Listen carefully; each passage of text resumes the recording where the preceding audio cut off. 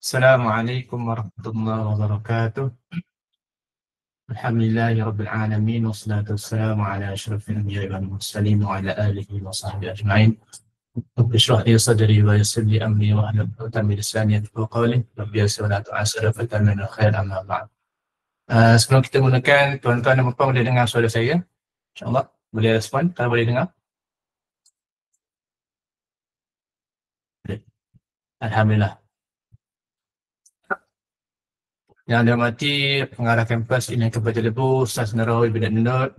Yang dihormati lagi dikasih pencermatan kita pada hari ini, Al-Fadhil Ustaz Dr. Muhammad Fakhrul Razi bin Muhammad Hanafi atau lebih dikenali sebagai PU Razi, seorang program leader dan program syari'i, juga mengangkat pencermatan jemputan kita pada pagi ini. Terima kasih Ustaz kerana sudi untuk bersama-sama dengan Ilmu Kebajikan Lebu pada pagi ini. Alhamdulillah tuan-tuan dan puan, juga kepada pegawai-pegawai JAKIM, pegawai Ilmu Kebajikan Lebu serta tuan-tuan dan puan para peserta Quran Circle Laman Tafsir Al-Quran. Alhamdulillah tuan-tuan dan puan, hari ini kita telah memasuki untuk siri yang ke-21 untuk Laman Tafsir Al-Quran bersama dengan jemputan kita pada hari ini, PU Razi, Ustaz PU Razi. InsyaAllah tuan-tuan dan puan, sebelum kita mulakan majlis kita pada pagi ini, mari kita sama-sama membaca kitab Al-Fatihah. A'udzubillahi minasyaitonir rajim. Bismillahirrahmanirrahim.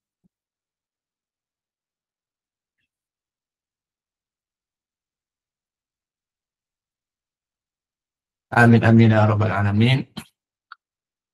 Jadi tuan-tuan dan puan, sebelum kita mulakan majlis kita, suka cerita untuk saya memperingatkan kepada tuan-tuan dan puan, para peserta sekalian untuk menjaga etika ketika majlis ini sedang berlangsung kerana majlis ini sedang dirakam. Silakan menjaga tata tertib dan aurat anda, dan jika tiada keperluan mohon matikan fungsi audio supaya tidak mengganggu kelancaran majlis.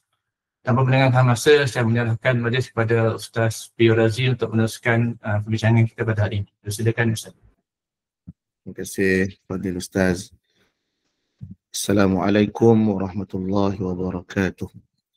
Tuan dan puan rahmati Allah sekalian, ayuh kita menadah tangan bagi memberkati majlis kita dan memulakan majlis kita ini insya-Allah. Rabbi shrah li sadri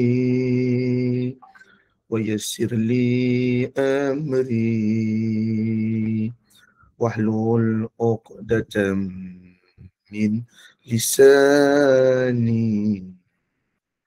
yafqahu qawli. Ya Allah, terangkan hatiku, mudahkan urusanku, perbetulkan simpulan lidahku, fasihkan tuturku. Ahmadullah subhanahu wa ta'ala ala rahmatihi allati wasi'at kulla syai' wa ashkuruhu jalla jalaluhu ala ni'amihi allati la tuhsa wa usalli wa usallimu ala nabiyyil mustafa sayyidina Muhammad Rasulillah sallallahu alaihi wasallam wa ala alihi wa sahbihi ajma'in. Allahumma la sahla illa ma ja'altahu sahla wa anta taj'alul hazana wa sa'ba idha ma syi'ta sahla. Ayassir lana umurana wa akhtim lana ya Allah bisa'adah. Inna Allah ala kulli syai'in qadir. Terima kasih Al-Fadhil Ustaz pengacara pada pagi ini yang saya hormati lagi kasihi, Al-Fadhil Ustaz Narawi bin Adnur selaku Ketua Pengarah Ilim Kampus Jelebu, barisan para pegawai Ilim Kampus Jelebu, barisan pegawai JAKIM di seluruh Malaysia, para asatizah, Al-Fadhil Ustaz, Ustazah, tuan-tuan perempuan yang dirahmati Allah sekalian. Alhamdulillah.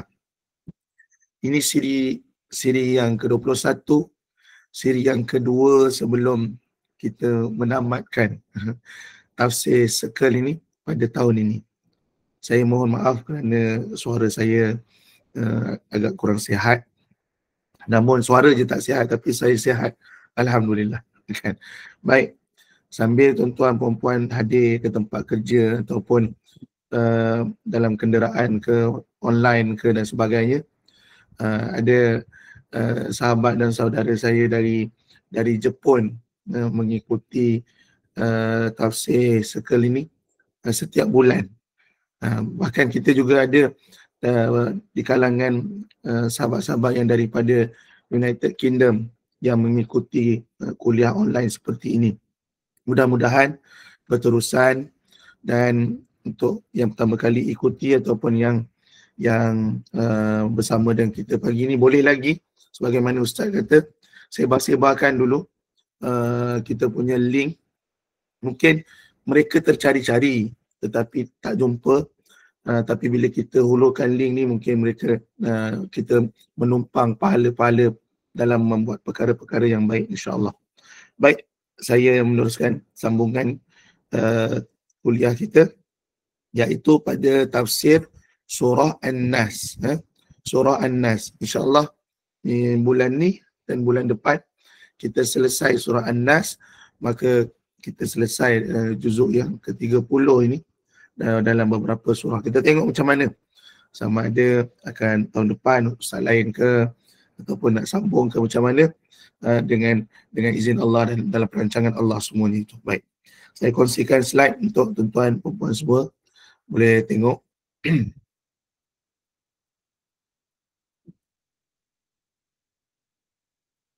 Baik, kita ke segmen dalam ini. Sebagaimana yang tuan-tuan perempuan tahu, ada tadabbur, ada tafsir dan doakan, dan juga qiraah dan tajwid. Kita pergi dulu, jangan tinggal kita punya senjata kepada saudara-saudara kita ini, insya-Allah. Bismillahirrahmanirrahim. Allahumma inna naj'aluka fi nuhuri a'da'ina wa na'udzu bika min shururihim.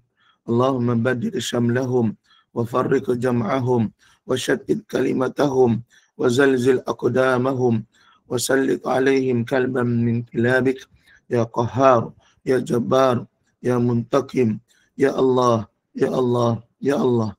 Allahumma ya munzilal kitab wa ya mujriyas sahab wa ya hazimal ahzab ihzimhum ihzimhum ihzimhum wansurna alaihim.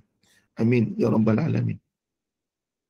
Tuan-tuan dan puan rahmati Allah sekalian, baik, kita pergi ke surah yang ke-114.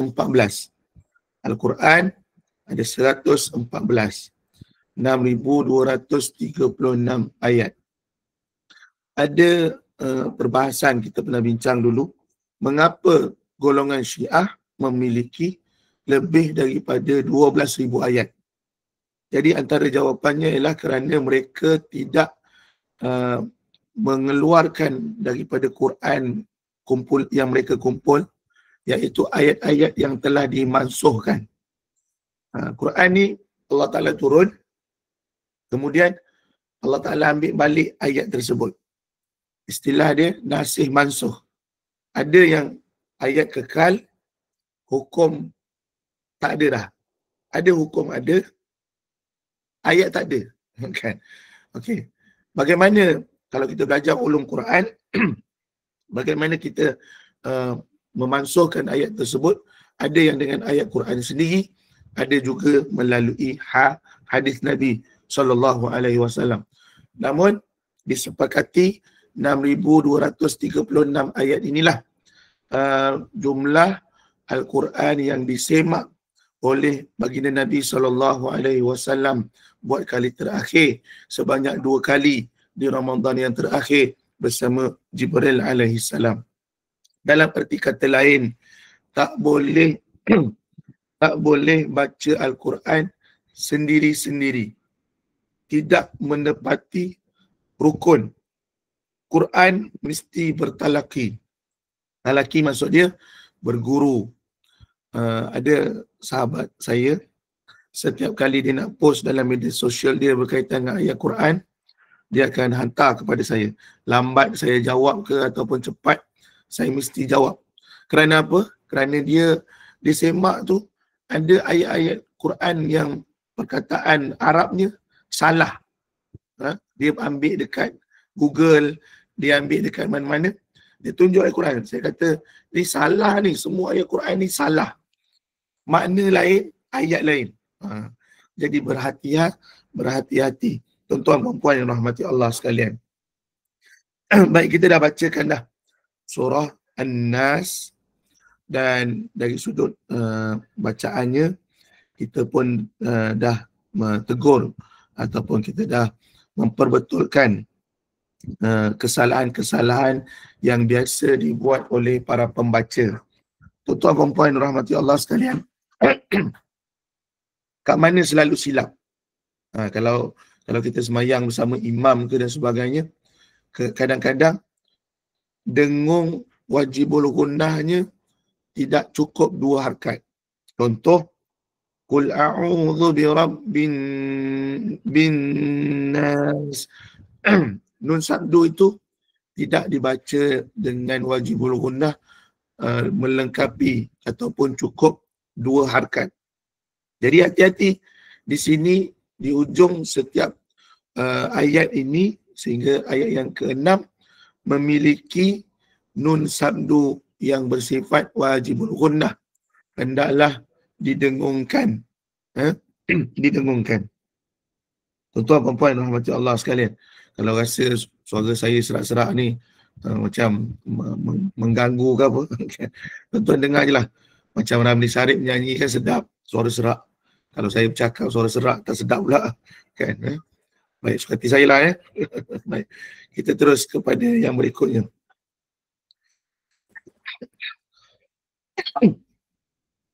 Surah ini adalah surah Makkiyah, surah yang ke-114 dan memiliki 6 ayat.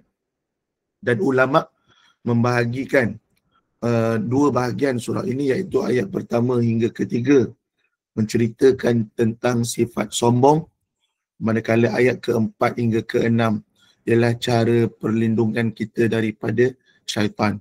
Tuan-tuan dan puan rahmati Allah sekalian, mungkin kita rasa alah ni biasalah dengar. Tuan-tuan dengar dulu kuliah ni, baru kita akan lebih memahami surah ini dan sebagai hamba Allah yang kita nak jadi hamba Allah yang taat. Baik, kita tengok pendahuluan.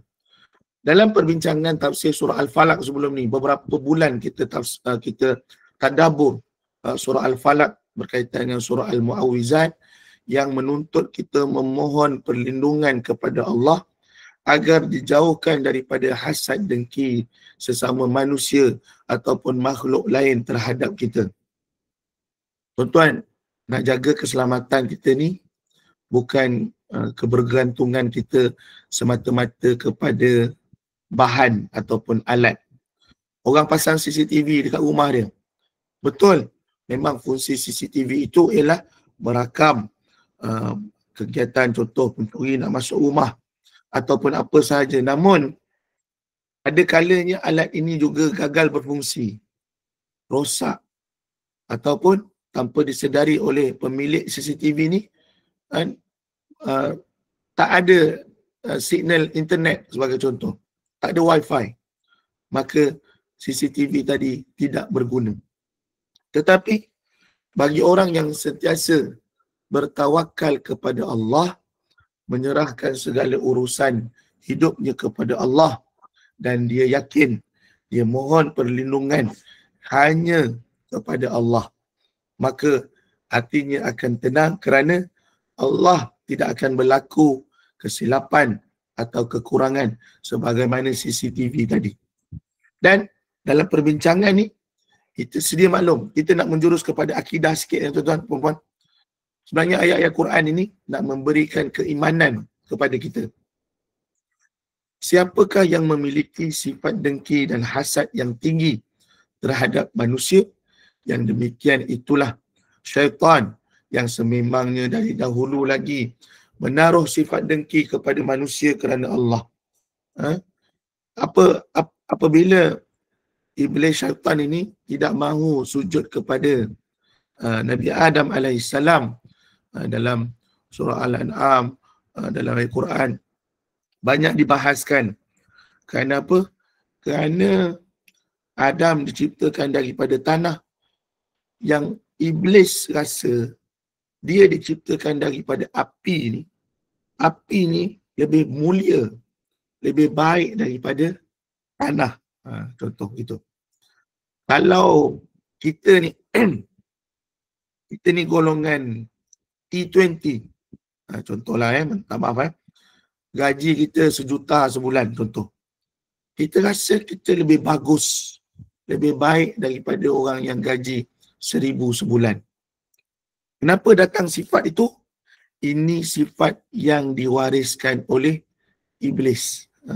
Kenapa? Melihat manusia dengan pandangan lebih rendah berbanding diri kita. Dia kata apa? Dia miskin. Oh, dia tak pandai. Oh, saya ada profesor. Dia tak ada. Oh, saya ada banyak harta. Maka kalau ada pandangan-pandangan ini, inilah syaitan yang memulakan sifat ini dan kemudian diwarisi oleh manusia-manusia yang mengikuti jejak langkah syaitan, kerana iblis dan syaitan ini mengganggu anak Adam, membisikkan pada telinga-telinga kita supaya mengikut jejak langkah mereka, sehingga menyebabkan Adam alaihissalam dan anak cucunya ke muka bumi, yang mana Allah Ta'ala memang jadikan Adam itu sebagai khalifah dan termasuklah kita semua. Tuan-tuan dan puan rahmati Allah sekalian. Bukan sahaja syaitan yang menaruh kedengkian pada kita, tetapi manusia juga dengki kepada manusia yang lain disebabkan bisikan iblis dan syaitan. Mereka yang membisikkan rasa iri hati timbul dalam diri kita. Contoh, kau tengok orang tu naik pangkat, kau tak naik pangkat pun. Padahal dia buat apa? Asyik kipas bos saja. Sekarang ni tak payah kipas bos lah, tuan-tuan perempuan. Dah ada kipas bateri, banyak dah jual. Kipas lah sendiri. Orang cakap kat saya, sekarang pengantin-pengantin ni, kalau perasan, dah tak ada pengapit. Sebab dulu, pengapit kerja dia kipas pengantin. Sekarang pengantin dah pakai kipas bateri yang kecil-kecil tu, yang laju tu. Kan? Jadi, pengapit pun dah tak diperlukan. Zaman sekarang ni, banyak dah tugas-tugas manusia diambil oleh AI. Kan? Baik. Maka apabila kita memohon perlindungan kepada Allah, hendaklah yang pertama sekali kita dahulukan permohonan perlindungan kita daripada syaitan. Syaitan. Sebab tu bila kita nak solat, kita baca surah An-Nas. Bila kita nak buat sesuatu yang baik, kita pun a'udzubillahi minasyaitanirrajim. Bismillahirrahmanirrahim. Kita mulakan dengan kalimah-kalimah muawwizat dan juga kalimah basmalah ini. Dan kesinambungan itulah penulisan dalam tafsir surah An-Nas ini memohon perlindungan kepada Allah daripada syaitan. Tuan-tuan dan puan yang dirahmati Allah sekalian, ada beberapa kaitan.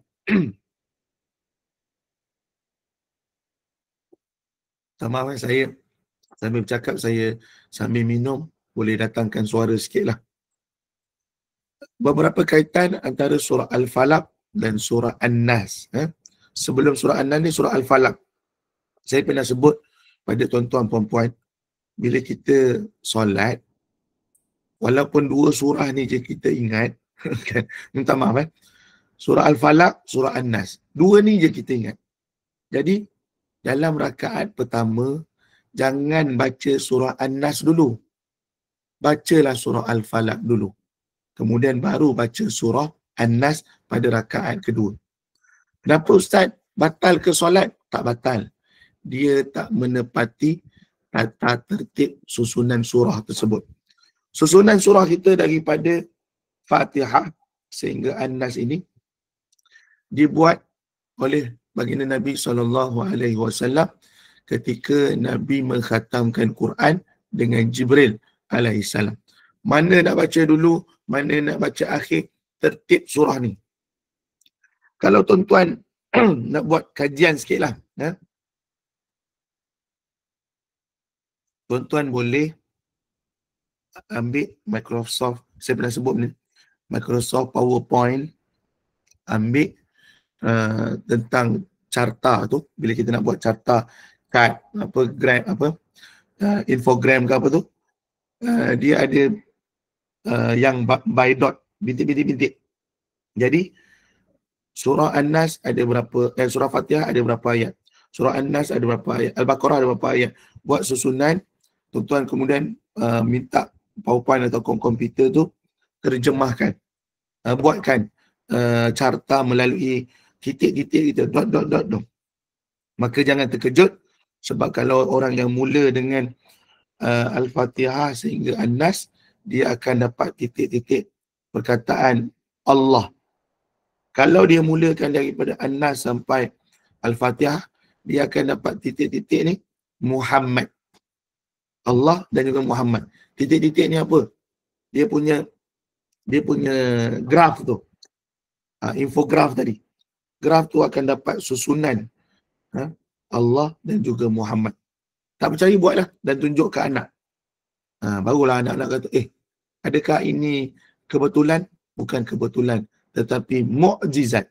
Mukjizat untuk kita sama-sama menghayati. Baik. Surah Al-Falaq membicarakan tentang gangguan dari luar.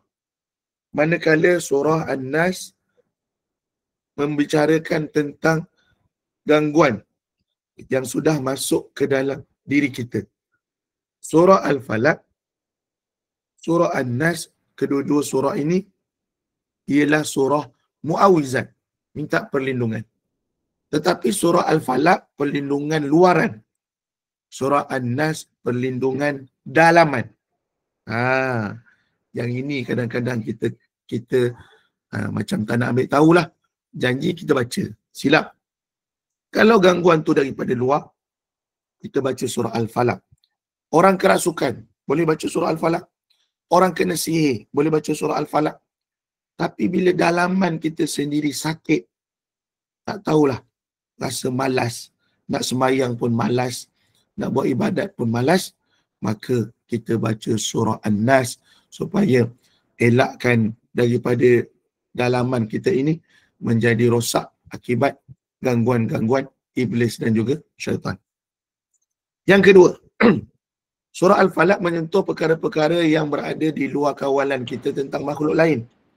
Contoh kita baca sebelum ini berkaitan dengan waktu malam, berkaitan dengan sihir, hasad orang lain terhadap kita. Manakala surah An-Nas ini sesuatu yang dalam kawalan kita.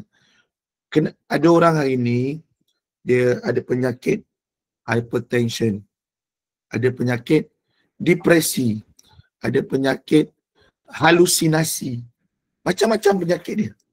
Yang sebenarnya itu bila dalaman itu tidak dirawat. Tidak dirawat. Saya, tuan-tuan dan puan, kalau orang ada kes-kes penceraian yang disebabkan curang sehingga pasangan-pasangan ni terlanjur dan sebagainya, maksudnya dia rasa dia dah kahwin tapi isteri pergi curang dengan lelaki lain, ataupun suami dah kahwin pergi curang dengan perempuan lain. Kadang-kadang hal-hal ini disebabkan dalamannya yang sedang sakit, yang tidak dirawat. Maka surah An-Nas ini adalah salah satu kaedah untuk merawat dalaman. Bukan sekadar pergi kaunseling. Pergi kaunseling itu cuba untuk mencerakinkan penyelesaian masalah. Oh, cik masalah macam ni, buat macam ni. Tetapi dalaman ini perlu disembuhkan terlebih dahulu. Tuan-tuan dan puan rahmat Allah sekalian. Kita nak bercakap panjang lagi bab ini. Kita tengok berikutnya, nanti kita sentuh satu persatu. Dan kalau ada soalan boleh tanya nanti di hujung kuliah kita. Walaupun hasutan itu datang daripada syaitan, tetapi kita boleh mengawalnya dan memilih sama ada untuk mengikuti hasutan itu atau melawan. Contoh, orang yang malas solat. Sebenarnya dia diberi dua pilihan. Sama ada lawan malas dia, sifat malas dia, yang iblis bisik kata tak payahlah, Tak payahlah solat. Tak payahlah nak dengar ceramah ni apa. Tak payah. Kau kan ustaz. Kau kan budak belajar agama. Buat apa nak apa ni dengar-dengar lagi. Cukuplah dulu. Ni benda-benda ni dibisik oleh iblis. Tapi kita tak dengar. Macam mana nak lawan? Sebab tu contoh orang yang tidur subuh tadilah. Azan subuh dah masuk dah. Jam 6.30. Dia nak bangun. Tapi aduh malahnya kan. Malahnya. Tapi bila dia tekad, dia pun baca a'udzubillahi minasyaitonirrajim. Dia tolak selimut dia yang tak sampai 1 kilo tu. Kan. Dumbbell yang diangkat tiap-tiap petang tu 10 kilo. Selimut 1 kilo tak boleh tolak. Kerana apa? Kerana ketika itu iblis sedang pegang dia punya nafsu. Nafsu pegang dia punya akal. Akal pegang dia punya jiwa. Sehingga jiwa dia lemah. Begitu. Jadi, dia sebenarnya boleh elak daripada hasutan iblis tadi. Seandainya kita melakukan perkara yang salah, wajarkah kita memberi alasan, saya buat dosa tu sebab syaitan yang hasut saya? Tentu alasan ini di hadapan Allah tak akan diterima. Kenapa kamu mencuri? Ya Allah, bukankah kau takdirkan aku sebagai pencuri? Boleh tak macam tu? Tak boleh. Ini fahaman-fahaman Mu'tazilah, fahaman-fahaman Jabariyah yang akhirnya akan menyesatkan kita. Sedangkan kita boleh buat pilihan, tapi iblis juga yang disalahkan. Tak boleh. Dan kerana itu telah diberitahu supaya jangan kita ikut hasutan syaitan.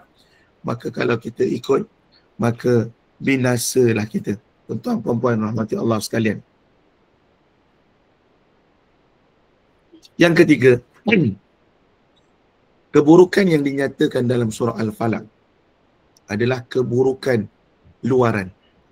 Surah sebelum ni.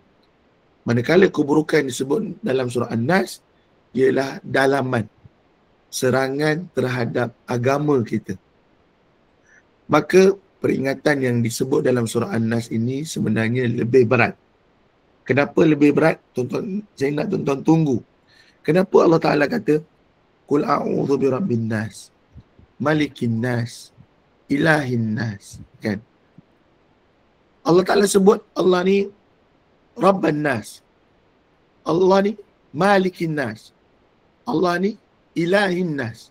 Kenapa ditekankan benda-benda ni? Ada perbezaan tak? Okey, tuan-tuan tunggu. Memang ada. Memang ada dan disyarah oleh ulama-ulama terutama dalam tafsir. Tak maaf, saya sambil syarah ni, saya terpaksa minum air lah. Kalau tak, suara saya tak keluar. Baik, yang keempat. Ada perbezaan pada susunan dalam surah Al-Falaq dan juga surah An-Nas. Dan kita kena faham dulu perkataan musta'az bihi dengan musta'az minhu. Bahasa Arab ni cukup indah. Bahkan bahasa Arab ni cukup komplit. Beza baris, maknanya lain. Kan? Kadang-kadang saya dengar orang selawat, maklumlah sambut Maulid Nabi, orang selawat. Ya Rasul salam alaika, kan? Apa ni? Ya Nabi salam alaika. Tiba-tiba saya dengar ada orang Ya Rasul salam alaina. Kan? Sedangkan kita berselawat ke atas Nabi, bukan ke atas kita. Kan?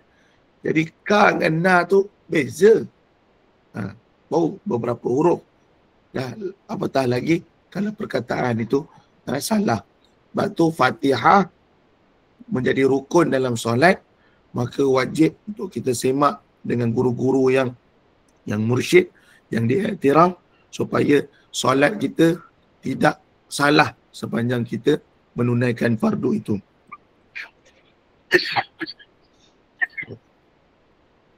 Maaf. Baik. Musta'az bihi, tempat kita minta perlindungan.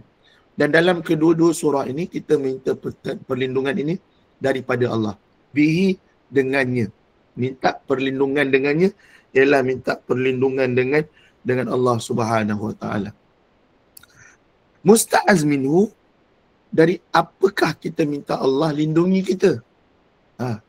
Daripada siapa? Ataupun apa?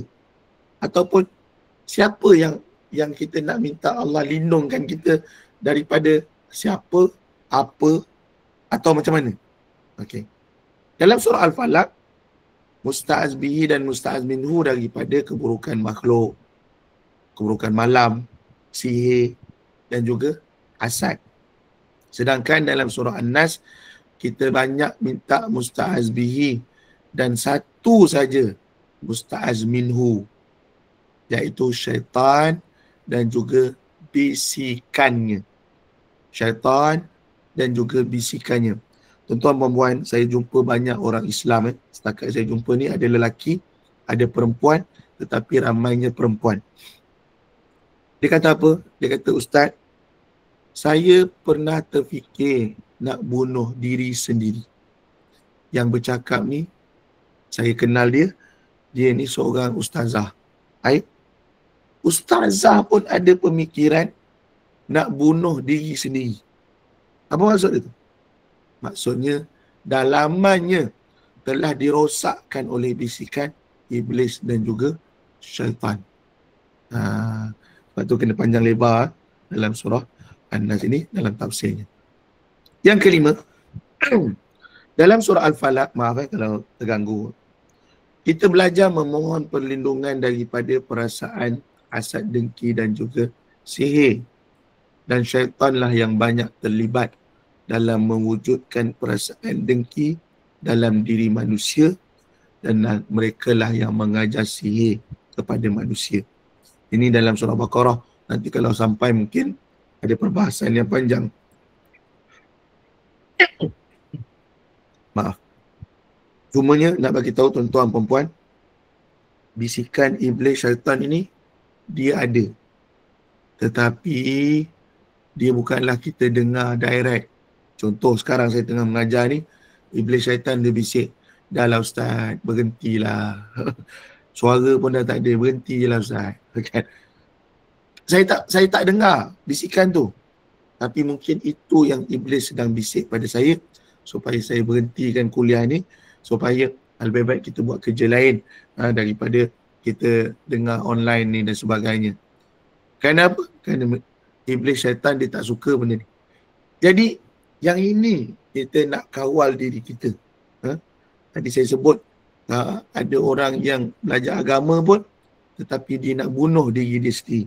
Bahkan ada pun yang telah mengikut bisikan ini, yang telah pun membunuh diri mereka sendiri. Tuan-tuan, perempuan rahmati Allah sekalian. Kalau tuan-tuan ingat, saya bukan nak cerita aib orang, tapi kalau tuan-tuan perempuan ingat, ada satu hamba Allah ni, dia rasa harga barang naik dan sebagainya, menyebabkan dia celaru, dia depresi, dia terjun jambatan Pulau Pinang. Tuan-tuan ingat tak? Dia tulis surat dekat keluarga dia, minta maaf sebab dia rasa terbeban sangat dengan harga barang naik, ekonomi tak bagus. Dia pun kerja biasa je, duit tak banyak apa semua.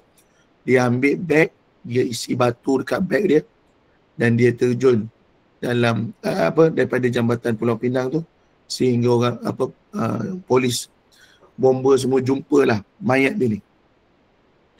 Dan rupa-rupanya dia ni satu orang yang suka pergi majlis ilmu, dengar kuliah, dengar ceramah. Tapi apakan daya, hasutan iblis telah memenangi dirinya, menyebabkan walaupun dia suka dengar ceramah majlis agama, tapi dia tewas di saat iblis dan juga syaitan bisikkan pada dia. Tuan-tuan perempuan rahmati Allah sekalian, mari kita lihat kepentingan surah An-Nas. Minta maaf, saya kena cakap pelan-pelan, suara tak ada. Tapi kalau tuan-tuan tak jelas suara saya ni, nanti boleh buka Facebook Ilim, tengok kompilasi kuliah sebelum ni.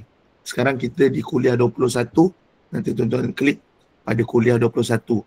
Apa yang saya sebut ni kalau tak jelas, okey, nanti insyaAllah boleh dengar balik. Allah mengajar kita untuk meminta pertolongan kepadanya. Tetapi siapakah Allah?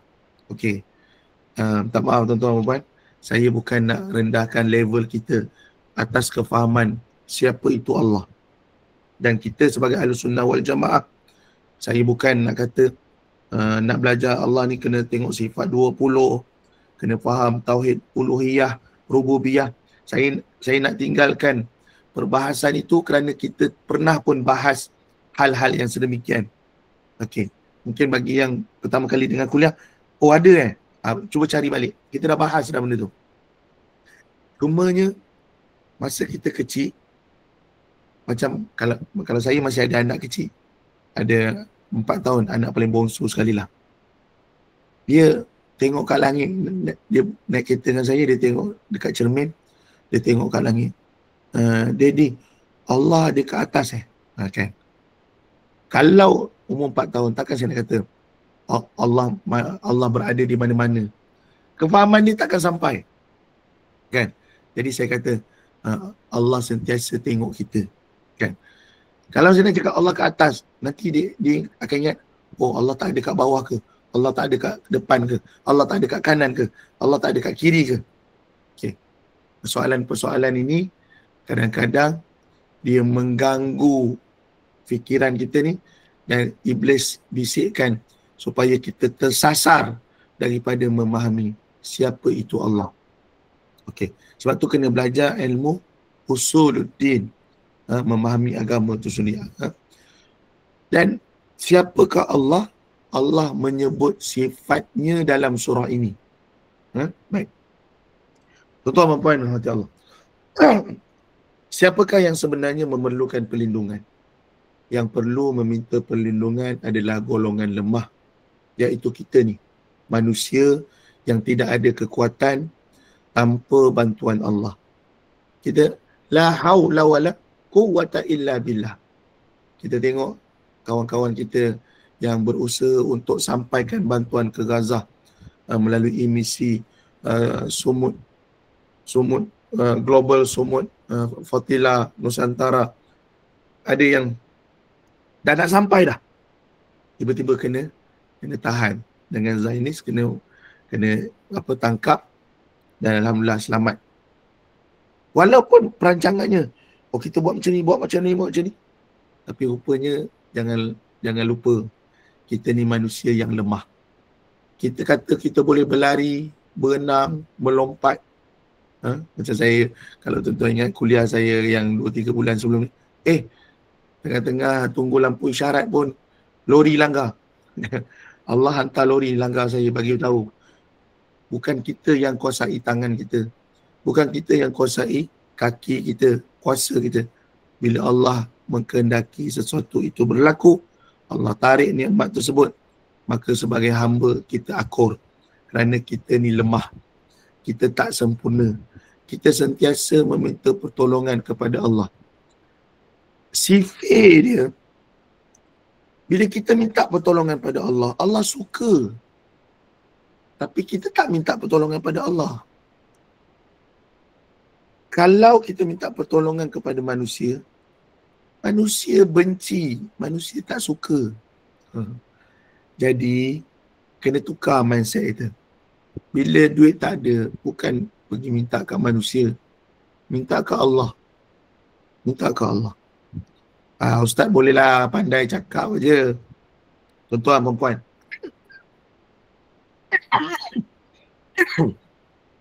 Maaf. Dia bila batuk tu saya kena tarik mic supaya tuan-tuan tak pekat telinga kan. Mungkin tuan-tuan akan cakap, Ustaz ni pandai cakap je, minta tolong pada Allah lah, minta tolong pada Allah lah. Saya pun manusia yang lemah. Ada kala kita dalam poket kita pun tak ada sen, 1 sen pun tak ada. Tapi yang saya perasan, setiap kali ada beberapa amount dalam tangan saya ni, bila saya hulurkan bantuan ke, masuk tabung masjid ke, bagi orang ke dan sebagainya, saya mesti Allah akan bagi balik kat saya. Tapi dengan jumlah yang lebih banyak daripada apa yang saya keluarkan. Dan saya yakin tuan-tuan perempuan pun pernah merasainya begitu. Tapi kita punya fikiran ni, kalau aku bagi RM10, aku ada RM100, bagi RM10, tinggal RM90. Itu sifir logik manusia. Kita tak boleh fikir, kalau aku bagi je RM10 ni, nanti Tuhan nak bagi aku RM1,000 ke, RM1,000,000 ke. Tak ada dalam fikiran kita itu. Kan? Tapi sebenarnya, itulah kasih sayang Allah. Kerana kita ni manusia yang lemah. Bukan dengan kuasa kita berjalan atas bumi ni. Dengan izin Allah. Semuanya dengan izin Allah. Perenggan yang bawah tu.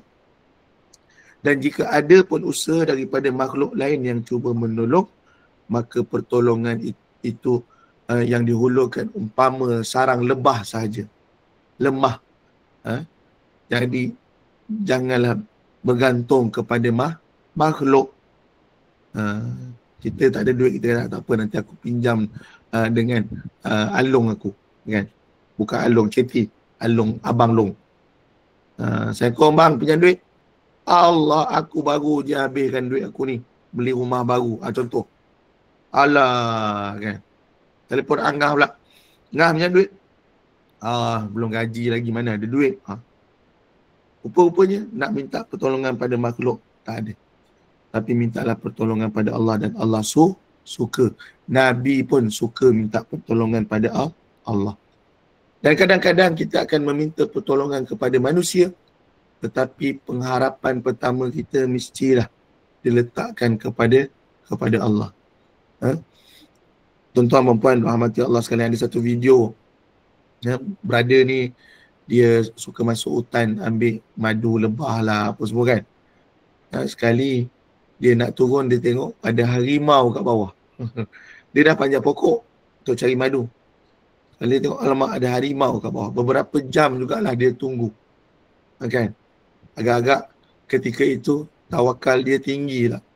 Pengharapan dia pada Allah tinggi lah. Pasal apa? Ni kalau dia turun ni, saya silap habis dia faham. Kan?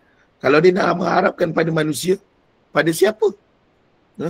Sebab dia sekarang ni dia seorang di atas pokok, dan di bawah sana ada harimau. Maka tak lain dan tak bukan, semuanya kita mohon pada Allah Subhanahu Wa Taala. Seperti yang kita sudah sedia maklum, terdapat saranan daripada Nabi SAW supaya kita membaca dua surah ini pada waktu malam dan siang, terutama setiap kali selepas solat. Tuan-tuan masih ingat yang Nabi sebut sebagai surah Mu'awwizatan, surah Mu'awwizat, iaitu dua surah ni selepas fardu, selepas solat fardu, kita baca dan jangan tinggalkan. Kerana inilah perlindungan kita daripada perlindungan serangan luaran dan juga serangan dalaman. Okey. Kalau ada orang ni dia jenis hypertension, jenis baran, jenis dileksia, ada yang suka bercakap sendiri. Tuan-tuan, kalau boleh ajar daripada anak-anak kita kecil, dua surah ni baca selepas solat. Sekarang ni, kalau kita wirid panjang sikit lepas solat, nanti orang bising.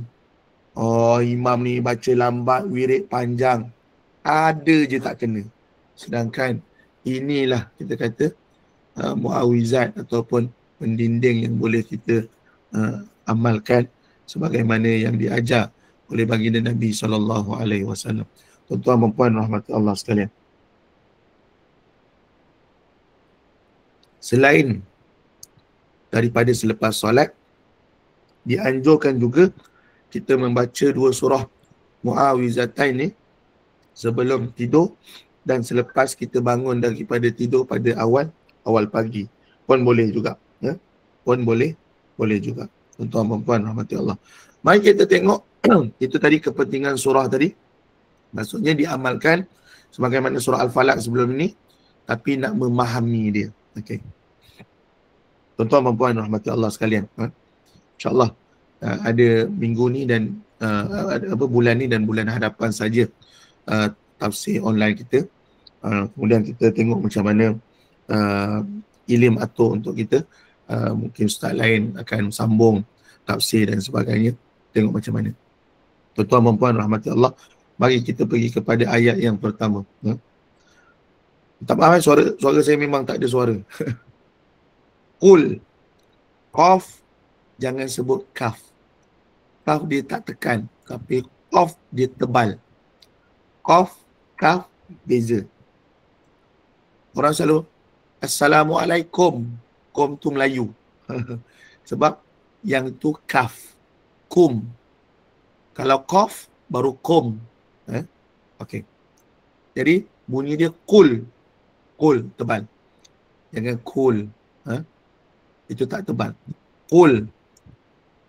A'udzu bi rabbin nas. Nun sabdu wajibul gunnah. Mesti 2 harakat. Kadang-kadang imam baca laju sampai tak cukup harakat wajibul gunnah tu. Sedangkan ke-6 ayat dalam surah ini semuanya cerita tentang semuanya fokus pada wajibul gunnah, mesti dengung 2 harakat. Qul, katakanlah wahai Muhammad. Allah Taala tujukan kepada baginda Nabi Muhammad sallallahu alaihi wasallam. Aku berlindung kepada Allah, pemelihara sekalian alam. Qul a'udzu bi rabbin bin nas. Okey. Ayat ini dimulakan dengan perkataan katakanlah. Fi'il amr. Qul. Allah menyuruh kita membaca ayat seterusnya. Lalu kita teruskan membaca. Nampak seperti mudah, tetapi ini menandakan kita taat kepada Allah. Qul. Iqra. Iqra apa? Terus baca berikut ni. Qul. Baca apa? Baca. A'udzu bi rabbin nas. Baca seterusnya. Ini tanda kita taat pada Allah yang memberi isyarat sebab doa kita diterima atau tidak hanya dengan melakukan ketaatan kepada Allah. Tuan-tuan ingat kita Allah izin masuk syurga bukan dengan sebab amal soleh kita yang banyak. Tak. Kalau sebab amal soleh kita yang banyak, nescaya kita masuk neraka. Sebab amal kita tak banyak. Bayangkan para sahabat amalnya macam mana dengan kita. Tengok amal Nabi macam mana dengan kita. Jadi kita semua ni masuk syurga dengan redha dan izin Allah. Sebab Allah redha pada kita. Allah izinkan kita masuk syurga. Baik. Macam mana nak dapatkan redha Allah? Macam mana nak dapatkan izin Allah? Tak lain dan tak bukan dengan amal yang soleh. Ustaz, tadi kata bukan masuk syurga sebab amal. Betul? Masuk syurga sebab redha Allah. Tapi nak dapat redha Allah dengan amal yang soleh. Baik. Tuan-tuan dan puan rahmati Allah sekalian.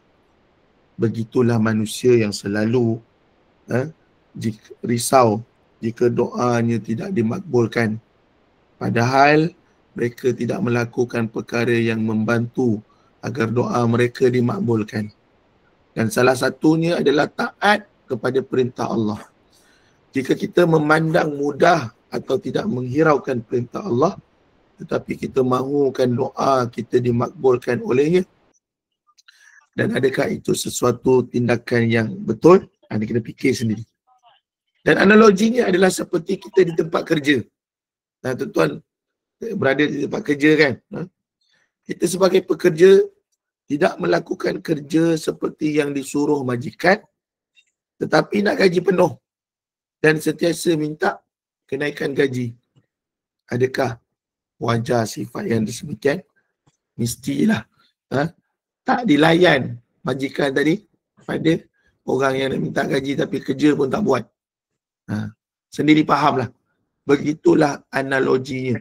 Tapi kita dengan Allah ni, kita bukan majikan dengan pekerja.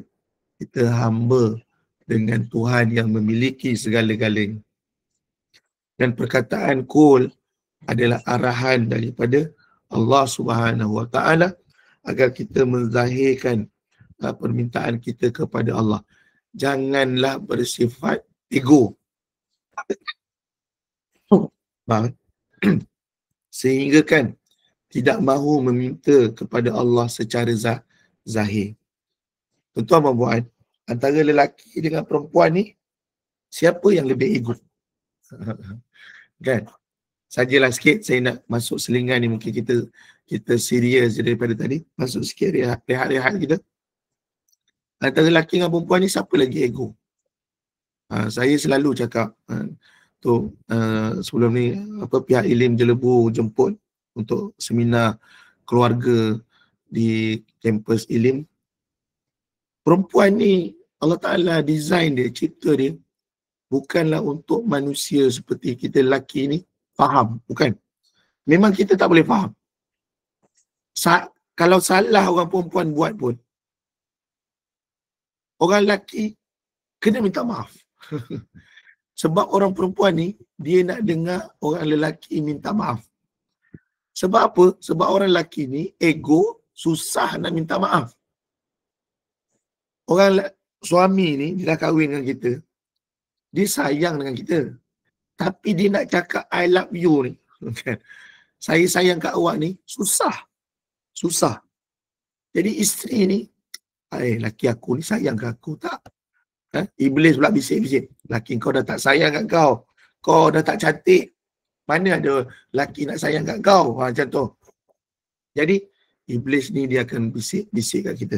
Tuan-tuan, perempuan, buang ego tu, baik laki, baik perempuan. Orang perempuan, dia kena terima suami dia seadanya. Itu ciri orang perempuan yang buang ego dia. Suami dia botak ke, suami dia gemuk ke, suami dia misai lebat sampai ke dagu ke, itu suami dia. Dia cinta suami dia sepenuh hati, maka dia layak dibalasi syurga. Isteri pula, dia bebel ke, dia tak bebel ke, dia menyakitkan hati kita ke, dia buat salah, tapi kita yang kena cakap minta maaf. Dia buat salah. Kita kena cakap minta maaf.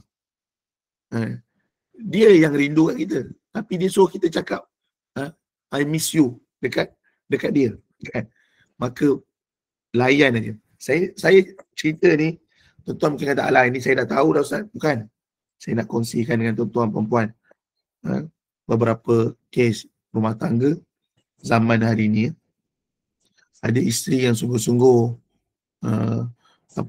sayang suami dia, tapi suami dia bukan tak sayang, tak tunjukkan sayang. Kenapa orang perempuan dia suka bunga? Tak maaf, mungkin ada orang perempuan kata, saya tak suka bunga lah. Buat apa bunga? Saya suka omeh. Saya suka emas. Kan? Ada orang lelaki tak mampu beli emas. Sebenarnya orang perempuan, dia bila suami dia bagi sesuatu barang pada dia, tanda sayang, dia akan hargai. Sebab tu bukan isu bunga, isu bagi pada isteri, tanda sayang. Kalau kita duit tak banyak, bagilah cara duit tak banyak, tak apa. Kalau kita duit banyak, terpulanglah ada orang bagi rumah, bagi kereta. Tapi kita duit tak banyak, kita pun beli sekuntum bunga ros, bunga mawar merah. Kan? Kita pun tulis kad dekat bunga tu yang you sentiasa di hati I. Contoh. Kita pun letak dekat atas meja solat isteri kita, bagi kat situ.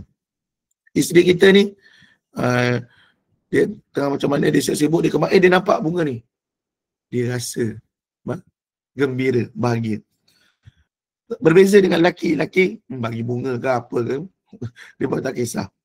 Tapi perasaan-perasaan ini ada dalam diri manusia ni, nak tunjukkan ni, sifat ni. Kalau orang tengah dalam rasa selamat, buat apa nak minta dengan Allah pertolongan? Itu masalah dia. Itulah masalah yang saya nak pecahkan pada pagi ini. Kita hanya meminta tak kala kita perlukan. Itu salah. Kita kena minta selalu. walaupun di saat itu Allah Ta'ala beri keselamatan kepada kita. Bunyi marah ke bunyi tak ada suara tu? Kejap.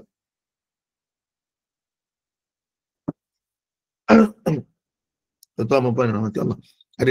Ada beberapa minit lagi ya. Ada beberapa minit lagi insyaAllah. Jadi, buangkan ego kita. Lepas habis kuliah 1 jam ni contoh, tuan-tuan pun yang buat kerja, teruskan buat kerja. Sambil buat kerja, dengar bacaan Quran pula. Sambil dengar bacaan Quran, ini ayat yang kita tahu, contoh surah Kahfi ke, hari Jumaat kan, sunat baca surah Kahfi, dia pun ikut. Sambil buat kerja, menaik, dia pun baca surah Kahfi. Dia dapat pahala. Otak kita ni, kena cari sentiasa, apa pahala aku boleh buat. Kerana apa? Kerana itu merendahkan ego kita sebagai hamba. Dan sebab kita perlukan Allah sentiasa di saat apa pun, walaupun ketika itu kita sedang berasa selesa dalam keselamatan dan sebagainya. Baik, tuan-tuan dan puan yang dirahmati Allah, saya bahas benda ni panjang lebar. Kenapa? Sebab ini yang saya nak bagi tahu tuan-tuan dan puan. Dalam ayat yang pertama, kita baca Allah sebagai Rabb. Allah sebagai Rabb, Tuhan. Tuhan kepada manusia. Tiada Tuhan selain Allah. Okey. Dan sebagai penghormatan kepada manusia, Allah letakkan namanya di sebelah nama manusia. Rabban Nas. Qul a'udzu bi rabbin nas. Tuhan siapa? Tuhan manusia. Allah ni siapa? Allah ni Tuhan kepada manusia. Itu maksud dia. Dan saya lajukan sikit sebagai nak bagi kesimpulan terlebih dahulu kepada tuan-tuan dan puan. Sebab nanti kita tengok maksud Rabb dalam bahasa Arab boleh juga dijadikan sebagai Sayyid ataupun Murabbi, dan Mursyid dan Mun'im dan Al-Qayyim. Okey. Ini perkataan yang Rabb. Okey. Nanti kita akan tengok pula Allah Ta'ala gunakan perkataan ini. Malik, Raja. Tadi Tuhan, sekarang Raja. Kan? Perkataan Ilah, Tuhan balik. Kan? Dan ini nanti tuan-tuan tengok bagaimana Allah Ta'ala bagi 3 ayat ni. Rabb, Malik, Ilah. Yang semuanya disandarkan kepada manusia. Tuhan manusia, Raja sekalian manusia. Yang ini nanti kita nak kupas pada siri terakhir untuk tahun ini dalam memahami tafsir surah An-Nas. Jadi saya akan berhenti dulu pada ayat pertama dan kita akan membincangkan maksud Tuhan ataupun Rabb, perkataan Rabb ini pada sambungan tafsir online kita pada bulan hadapan insya-Allah. Jadi saya matikan terlebih dahulu slide ini dan serahkan kepada Al-Fadhil Ustaz. Alhamdulillah, terima kasih disediakan kepada Ustaz Muhammad Fathur Razi wa Nafi atas perkongsian pada hari ini. Dan pada tuan-tuan dan puan, insya-Allah kita telah sampai ke penghujung program kita pada hari ini. Dan sebelum kita akhiri program pada hari ini, ingin saya membuat sedikit hibahan berkaitan dengan program-program online anjuran ini khusus Jelbu. Yang pertama adalah berkaitan Quran Serta Lama Tafsir Online. Lama Tafsir Al-Quran bersama dengan Ustaz Dr. Muhammad Fathur Razi pada bulan hadapan, siri yang kedua pada 7 November 2025. Dan yang seterusnya pada minggu hadapan, Muhammad Al-Saka Cik Faraid bersama dengan Ustaz Wan Abdul Halim Yamunah Harun, siri yang ke-1 pada 16 Oktober 2025. Dan terakhir dakwah Syakir fi ibadah pesakit bersama dengan Ustaz Ahmad Syukri bin Haji Ali pada 17 hari bulan Oktober 2025, insya-Allah pada hari Jumaat. Dan tuan-tuan dan puan, saya bagi pihak pengarah ini Pejabat dan warga kerja ini Pejabat mengucapkan banyak terima kasih terutamanya kepada bersama kita Dr. Muhammad Fakhur Razi. Ustaz, terima kasih Ustaz. Dan insyaAllah pada tuan-tuan dan puan, terima kasih atas kelapangan masa tuan-tuan dan puan sudi untuk bersama-sama dengan ini Kawajabu pada pagi ini. Dan kita tangguhkan majlis kita pada hari ini dengan tatbih kafarah dan salatul nas. Subhanallah.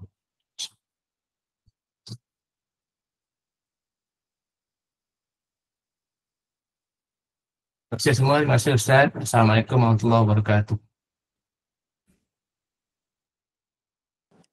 Waalaikumsalam warahmatullahi wabarakatuh.